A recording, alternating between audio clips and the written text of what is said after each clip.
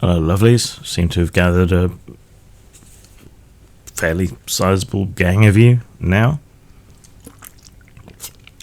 Most of whom seem to be fairly good, level-headed people, so that's nice. I'm gaining about 200 to 300 subs a month at the moment, which is weird, and I don't exactly know why. I guess there's been a bit of drama lately that I have felt qualified and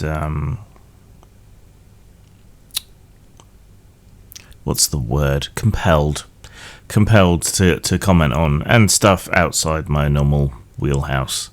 So I do hope those of you who realise you've pitched up at probably mostly the wrong channel will still stick around. As I've said many times, I do YouTube wrong. For things to work how they want them to work, I should have separate channels. But instead, I organised my content into separate playlists. And some things will appear in multiple playlists, depending what the content is, others won't. Sorry about the cough, it's the new medication. But yeah, there's a lot of new people here. So, yeah, I mostly talk about tabletop role-playing games and goings-on. I do a lot of reviews of content, both old and new. I guess the older stuff isn't exactly reviews, but a kind of retrospective, generally talking about my experience with the game, the context of the time, and so on. As I've gotten older and lazier, I have been kind of embracing my position as a tabletop role-playing archivist of sorts. So, yeah, I've been leaning into that quite heavily. I do also occasionally do skeptical content, debunkings. I talk about other geek media when it strikes me to do so. Occasionally local mythology. Occasionally I do readings of fiction, which reminds me I owe some people that, but it's very difficult when you have a cough. So you're basically subbing to me rather than the particular kind of content per se, which is, again, me doing YouTube wrong, and you're putting up with my lack of regimented discipline. So thank you, I guess. Please stick around. What's going on? Housekeeping. Medication change, like I said. It'll take me a while to adjust. Until then, I will have a semi-persistent cough, which is not fun. Run-in continues, but very slowly, because I'm doing other stuff at the same time. Other stuff in the background. For other things, other projects, and trying to take more time for myself, which I've been promising myself for years. So, other than Tabletopless, that's really all I'm working on at the moment. Tabletopless.org. You can also find me on the T-Shirted Historians channel, which you should go and subscribe to. It does a live show every Saturday, late at night if you're here in the UK, where we talk about gaming culture. Again, a lot of tabletop gaming stuff, but we do have a much broader sort of discussion. It's like the weird kids table at high school. It's nice to just kind of hang out and chill in the company of other people who aren't being too rabid, you know? Anyway, let's get on with addressing your comments. I am sorry about the coughing. On the Tomb Raider / Munchkin video, Elijah Hurstel says, Reminder that the creators of the Tomb Raider tabletop game also made Thirsty Sword Lesbians, a game where lesbians rescue women from the oppressive kingdom of heteronormia. It's written by 2 women, with an Adam's apple. While that's ironic, for obvious reasons, can we just not attack people just for the sake of them being trans? Please? Can we attack them for the stupid and horrible and nasty things that they do or say, or the hypocrisy, rather than just attacking them for being trans? Yeah, that would be lovely. Maybe I'm a little bit oversensitive to this at the moment, and I don't particularly want to remonstrate with my audience, because Thirsty Sword Lesbians is trash, and it did have a part where it was suggested that Thirsty Sword Lesbians could rescue heterosexual female characters by turning them. And if you look at that and you think back to the whole trope of men being able to set lesbian women straight by having sex with them, it's offensive whichever way round you put it. That kind of hypocrisy is what we should call out, not just people being trans. As I say, maybe I'm sensitive to that because a very good friend of mine just announced her engagement to a trans woman, and I've been accused of transphobia and all sorts of other horrible things in the past, but hearing that from them and seeing them together, all I felt was a warm sense of love and happiness for 2 people finding each other and coming together, right? We can be critical without being assholes, right? And without people allowing themselves to disingenuously shield themselves by their identity status, right? That would be nice. That would be lovely. Please. Martin Grimes says, please make a Tomb Raider TTRPG. I will buy it like hotcakes. I could only do a rip-off, and that comedy cover, Norma Snockers and the surprisingly nuanced history of the British Museum, that was obviously a joke, right? And I almost didn't put that in. I almost didn't make that meme, I guess you'd call it, that parodic cover, because I knew someone would ask me to make it, right? And I've got my hands full at the moment. If I did make a Tomb Raider RPG or a Tomb Raider adjacent RPG, I would take it seriously, and I would introduce the nuance that I feel is absent from certainly what we've seen from the preview material for Evil Hat's Tomb Raider TTRPG, right? And it would be quick and dirty and sloppy because I've got other stuff to do, and it would be a joke product. So, it would probably either be Fate or something OSR-ish, with me mangling OSR rules to make them a bit more pulpy and high octane. I wouldn't have a budget for it because it's just a parody, which means I'd have to use AI art, as I did in that mock-up, and that would open me to hate. So there's a lot standing against me doing it, but some of my best work has been in a conversation, shall we say, with other people's awful work that I have taken objection to. So I'm not saying it's impossible, but it's just unlikely, and it wouldn't be the funny thing that I made. Njal Sand says, I don't think they should change anything about Munchkin.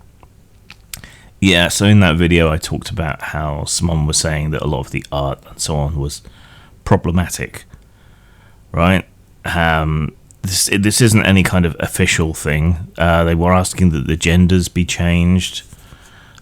from the gender-neutral he to the neologism of the gender-neutral they. I don't think they really appreciate how much work that would actually be. I mean, the card game is almost as old as the book, right? Which the book was first published in late 1999, early 2000, or possibly a little bit later because it was the 2001 Origins Award that it won, and the card game came later. So, you know, it's getting on for 25 years. Who knows what formats things were saved in, right? And to go in and edit, even just to change he to they in all the text and all the cards, that's a big job. You know, the word wrap might change and need rejigging, and there's over 600 cards, I think they were talking about in this big box set. That would be a hell of a lot of work, and changing the art would be a hell of a lot of work for no real reason. And say what you like about Steve Jackson games, they're quite penny pinchy, and not without reason, I don't think. And they're very archly capitalist in a way that a lot of other companies aren't in the gaming space, for good or ill. So I don't think anyone's actually going to change anything about Munchkin, but I took personal offense at my red-headed stepchild, the card game, being threatened, and my legacy to gaming being threatened, which is a weird thing to say about the first product you ever wrote professionally for anyone else. Very odd. Judd Goswick says, Gold Diggers is not a real game yet, so someone else who wants me to make it. Give the people what they need, Grim, which is a surprisingly nuanced history of the British Museum, naturally. Also, going against John Kovalick's art is the act of a gaming Philistine. That guy's the nicest, sweetest dude imaginable. Of course, that poster sounds like a wound collector. I still recall your Munchkin book. Wasn't that where the gun is your skill list and the Sean Bean in Ronin rant came from? The gun is your skill list, definitely. The Ronin rant, I'm not sure. I think I said no in my comment to you, but now I'm thinking back and I'm not sure. Sinozoros says, the nice thing about Tomb Raider is that you can already figure out so much by checking if the devs have the decency and understanding to acknowledge that large-breasted women are valid and worthy of recognition too. See, now you've got me thinking about Macho Women with Guns, Renegade Nuns on Wheels, and Batwing Bimbos from Hell, and the D20 version I wrote for Mongoose. Maybe that would be worth revisiting. I'm not sure. Visible Towhead says, Lara Croft is to archaeology as Mario is to plumbing. Yeah, a couple of people left this saying, Lara Croft isn't an archaeologist. She goes around digging about in tombs and so on, mostly trying to preserve artifacts and so on, and she certainly has quite a lot of knowledge. You know, a butcher can also be a poacher. You know, a tomb raider can also be an archaeologist. You can be two things at the same time. Mario is a plumber, right? It's just that he also does all of these other things. So I don't think that's a criticism worth mentioning. Kabasistan says the same thing and then goes on to say, the fact that she's a morally bankrupt colonialist is part of the appeal. The TTRPG focusing on player characters whom are not evil is a choice made to make the game more flexible, I'm sure. I don't think she's evil. Also, you saying that we Brits should have all the artifacts because the natives would destroy them is racist. No, it isn't. King Tut was sadly sealed away for thousands of years. People only burnt mummies because Victorians exhumed so many that they didn't want, and the Italians, I don't know why, I think he meant Taliban and like phone is auto-corrected, only destroy artifacts because of the rejection of what is seen as a symbol of Westerners coming in and taking shit. Also, the Taliban, also a spelling mistake, only exist because the CIA funded the Mujahideen, which is a sharp left turn into stuff I have no interest in addressing here.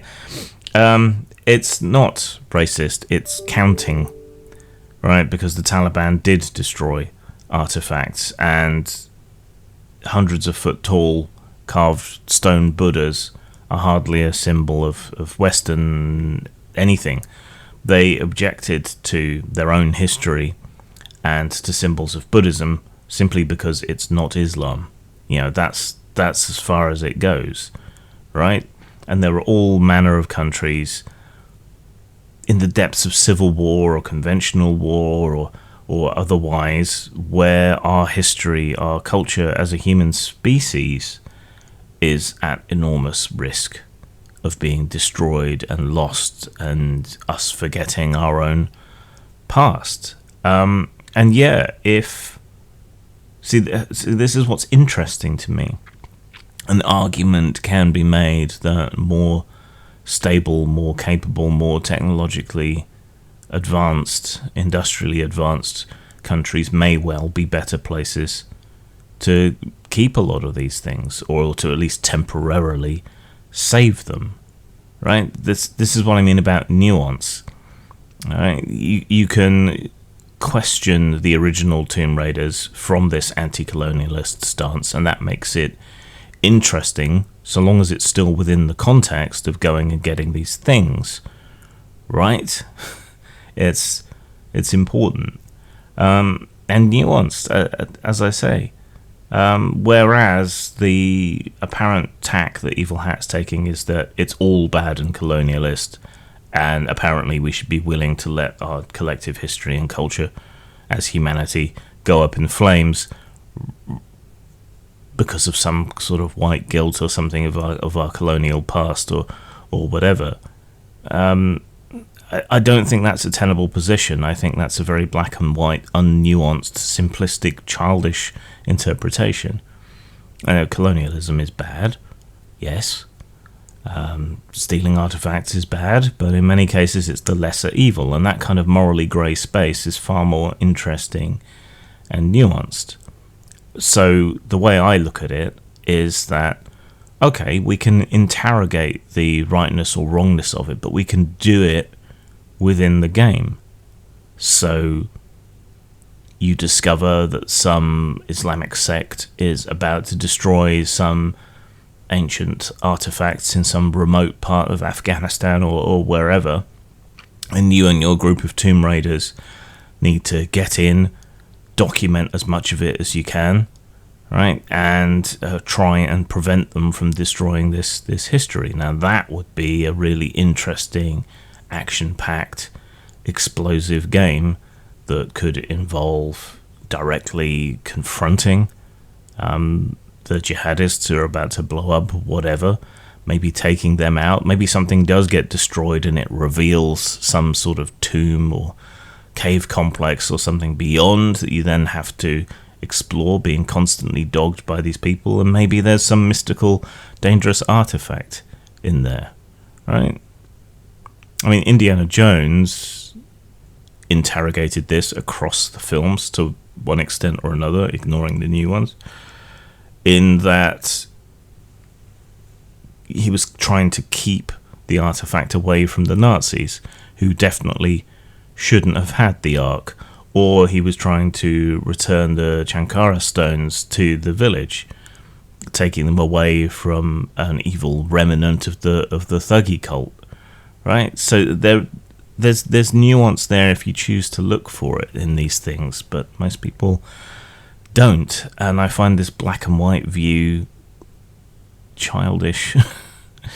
Ironically, I think the black and white view is something that has been lost in more fantasy games, where these people are constantly trying to introduce the kind of complications, like, you know, orcs aren't all evil or whatever, to the point where that's more attractive in fantasy games. But in a game that is ostensibly set in the modern, realistic, familiar world, I think that kind of black and white thinking breaks immersion, frankly, and doesn't reflect history or reality. If you want something that's a little bit less looking down on the third world, we can look at the conflict between Russia and Ukraine, right? There's a whole mess of Ukrainian artifacts, buildings, and so on that have been under threat. Most of the artifacts have now been moved away from the areas that have been under attack, but Russia has been consistently targeting cultural targets as well as military and infrastructural ones. So that just goes to show this kind of level of threat is not limited to some scrap of desert somewhere inhabited by goat fuckers. For Shame says, one thing about playing Tomb Raider I never could stomach. All the damn tomb raiding, Grandpa. Which is a Lost Boys reference. So yes, that made me actually chuckle out loud. Moving on. The Kalergi video still gets comments. And they're still fucking retarded. Rusty5000 says, Lamau, dude. You can upload your concession video and admit you are wrong. Everyone makes mistakes. What am I wrong about? How many years has that video been up now? And there are thousands, literally thousands of comments from racists, white supremacists, fake people pretending to be from racial minorities, all making these claims. Not a single one has ever, at any point, managed to substantiate the conspiracy theory that there is a plan at all.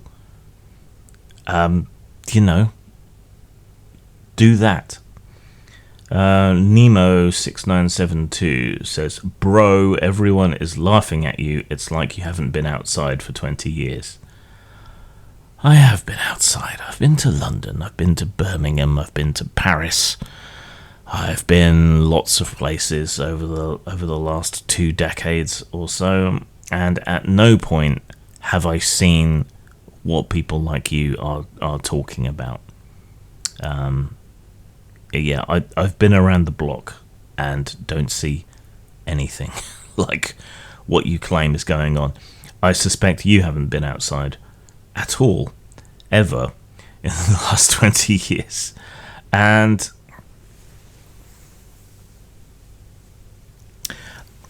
a lot of these comments seem to come from fairly parochial Americans who are reporting back what they've been told by their right-wing news sources or whatever. They've never even been to Europe. They probably couldn't point to it on a map. Right? And yet they want to tell you that London has no-go zones or whatever else. And it's just, who am I going to believe? You or my lion eyes? On the Blades in the Dark review from some time back, I seem to have ticked someone off. There's always seems to be someone with certain games. I'm trying to find a common thread between the games, but certain people seem to get very upset just because you don't like what they do. CD string of letters and numbers says, it's not a simulation game. You fundamentally misunderstand what a die roll represents. And he goes on, is very upset that I don't consider story games to be role-playing games. Or games, quite often. What they are is a writer's room simulator, right? And that is not what I'm looking for in a role-playing game. In a role-playing game, I'm looking to play a role, right? To inhabit my character. Even genre emulation is a type of simulation.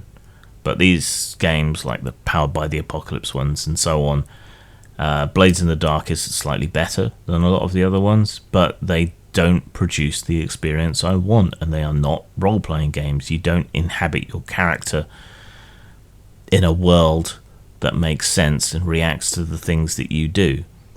The die rolls should represent my chances of doing things that I decide I want to do, if they're challenging enough. That they're the jeopardy, they're the random element, they're the adaptive element. And these games are not that, right? It's like I say, it's not even genre emulation, where the tropes and tenets of the genre fiction you're trying to emulate might affect the dice rolls. It's not even that. It's too abstracted. It often doesn't make sense. The rule systems get in the way. They don't help. And they're not keyed for role-playing or for the ultimate goal of role-playing, which is immersion. On the Under Ashen Skies video, Black Oath Entertainment, who made it, said, "I swear I'm subscribed and your videos just never pop up. Really annoying. Thanks so much for the video. There's no AI art whatsoever. It's all photo bashing and digital manipulation. But we actually paid an illustrator for it, and I know for a fact they despise AI art. So, yeah, despite how it looks, it's all man-made." So this is another pitfall that we're all having to deal with AI art. A lot of it looks very similar to a type of style that some people had. And so you end up second-guessing yourself a lot. So, yeah. Sorry about that, I guess, but it's something we're all going to have to cope with. On the Ed Piskor video, lots of comments from a lot of people, most of which didn't really need anything added to them, but some stupidity. Orsonius100 says, "Ed Piskor is not dead. His fake suicide is a Freemasonic psyop made to keep the culture war going. Always remember the US and the world is run by a hermetic Satanist technocracy theocracy. A new day is a new lie in any Masonic-controlled state." Now, I don't know if this is an elaborate troll, whether they were dropped on their head, whether they were dropped in a cauldron of stupid potion as a baby. I don't know. I don't know what to make of that. But, Orsonius, if you're serious, get back on the meds. Flameforged Soul says, "Ed was murdered.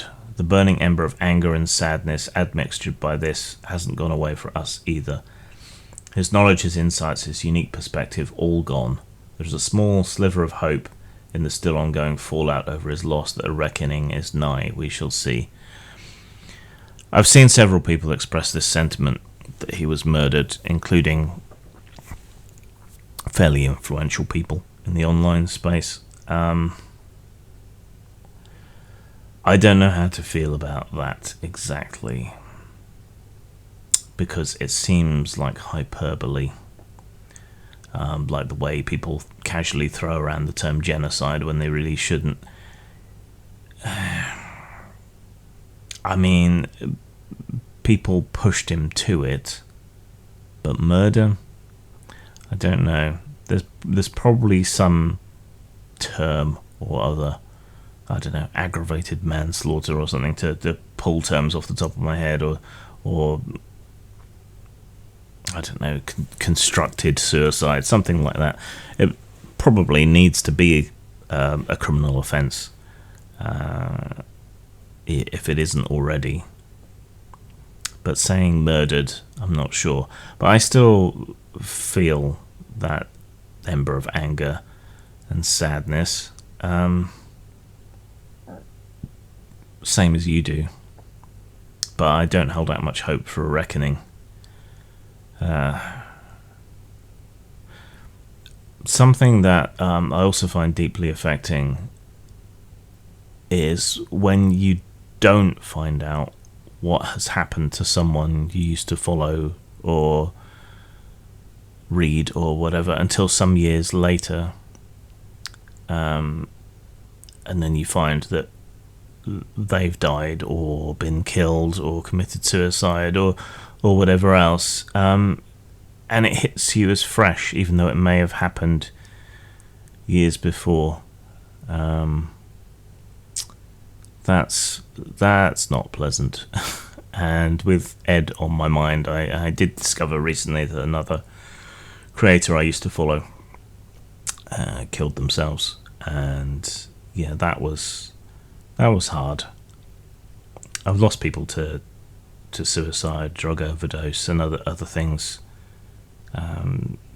in my life, and I've almost done the deed to myself. as well. And I hate that you mostly can't use the proper terminology, at least not regularly, on here. Oh, God, I hate seeing unalive on TikTok videos and things. It's just so dumb. But yeah, it's hard. I hope this leads to something. But there are people on both sides of Ausonius's Freemasonic culture war. There are people on both sides exploiting Ed's death. And that fucking sucks. On a fairly old Sea of Thieves review, Josh the Jedi 681 says, "You've mentioned you're not a fan of novelty dice, but are you considering reviewing the Avatar Legends RPG? I currently have the Sea of Thieves RPG and I want to use those when the DM wants to take a break. I feel like the Sea of Thieves game is more like a board game tabletop hybrid. Also, Sea of Thieves is coming to PlayStation. Add me if you want to play." Yeah, though I have an Xbox as well. I never grabbed Sea of Thieves.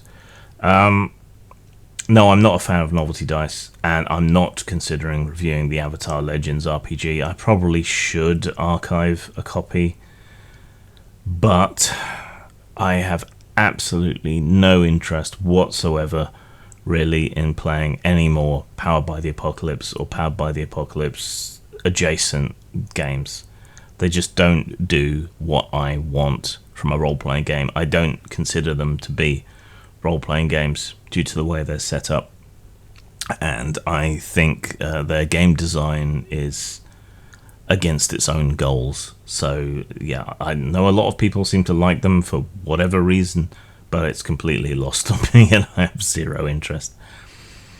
On I'm Spasticus, Autisticus, Skullmerus says, "I feel like this wheelchair discussion may be the dumbest RPG argument I've ever been a part of, and it mostly boils down to people shouting insults, particularly ableist insults, and dragging out the old 'but my dragons' fallacy. I allow disabled PCs in my game, but actually have mechanics that represent the disability. For this, I'm simultaneously told that I hate disabled people and need to be honest with myself and admit I just don't want them to exist. It's madness. It is madness. But as a disabled person, I think your approach is completely appropriate and viable." On my Werewolf the Apocalypse video, Rats of a Feather says, "TLDR, the thumbnail being AI generated slop with an outdated meme perfectly sums up this video. You complain about how people are more sensitive to the eugenics bloodline sexual assault dog breeder simulator 90s edition, then complain about why a game trying to distance itself from that might have safety tools. While that may be oh so much more dark and brooding, it's also stupid sounding to anyone new." Then anyone new is profoundly stupid. You talk about how Americans playing Fianna insensitively, rightly so, and then complain that you can't say Wendigo anymore. This entire video felt hypocritical. Also, why did you use the Islamic moon and star symbol at 21 minutes? Genuinely confused at that one. I didn't. The mere presence of a moon and star does not make something Islamic. If I recall correctly, that was taken from a set of tokens and items for video making that was based around the tarot and New Age nonsense. The point about Fianna versus Wendigo and so on was the hypocrisy, right? That it's apparently okay to do one but not the other. The game shouldn't have been trying to distance itself from the 90s version, which was far more interesting and nuanced. That's been a theme to comments today. Yeah, it's far more interesting because, all right, how far do you go when the world is at stake? You know, that's the ultimate question of Werewolf. And, you know, you're a dying species slowly going extinct. to what extent will you go to preserve your kind? You know, these are interesting questions. These are things that lead to those interesting morally grey areas, you know, of the imperative to breed that is put on werewolves. At the same time, you have this horror at the métis, right, or métis. All of these things, or the loss of the lupus, because wolves in the wild have, you know, been going down in numbers for a very long time. All of these things are really interesting to get into, and when you excise them, and when you remove the get of Fenris and turn them into flat, two-dimensional, like, skinhead stereotypes, you lose all of that stuff that made Werewolf interesting as a game, and it gives me despair over what the hell they're going to do to Mage. I was never a big Werewolf guy, but I think they've completely missed the point and the complexity, the texture and flavour, the terroir of Werewolf in this new edition, and it fucking sucks that they would do that. It's cultural vandalism, taking us all the way back to the start. We needed Lara Croft to extract the original manuscripts of Werewolf from their office headquarters. Yeah, that'll do. There were a couple more comments, but nothing hugely interesting or impactful. I hope you have a great weekend. I will see you tonight on The Week in Geek. In his house in R'lyeh, great Cthulhu lies dreaming, and when he awakens, he shall have the morning wood of aeons. Call of Cthulhu is a deeply pornographic card game. Enjoy your tentacles. Murder me and fuck my skull. Put my body in a vat of acid. Put my brain into a jar. Show it to your friends. Bring my teeth to the dentist, but the dentist doesn't want them. So light them on fire and leave them on his car. Murder me